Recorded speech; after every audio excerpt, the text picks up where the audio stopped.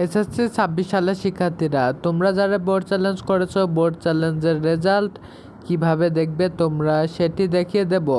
প্রথমে প্লে স্টোরে যাই সার্চ করবে রেজাল্ট অ্যাপ তোমাদের সামনে শো করবে। রেজাল্ট অ্যাপটি ডাউনলোড করে এই যে এসএসসি রেজাল্ট এখানে একটা ক্লিক করবা।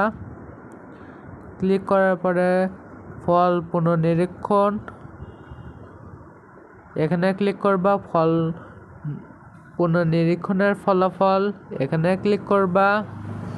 তোমরা হতে পারো চট্টগ্রাম থেকে, যশোর থেকে, রাজশাহী বোর্ড থেকে, বরিশাল বোর্ড থেকে, কুমিল্লা বোর্ড থেকে অথবা সিলেট বোর্ড থেকে। যে বোর্ডেরই হও না কেন তোমরা সে বোর্ডটি সিলেক্ট করবা। আমি দেখানোর সুবিধার্থে আমি ঢাকা বোর্ডটি সিলেক্ট করতেছি। এখনো পুনর্নিরীক্ষণের রেজাল্ট বের হতে 16 দিন বাকি রয়েছে। তোমরা এখান থেকে পুনর্নিরীক্ষণের রেজাল্টটি দেখতে পারবা, অথবা বোর্ড এরকম শীট আকারে রেজাল্টটা প্রকাশ করবে।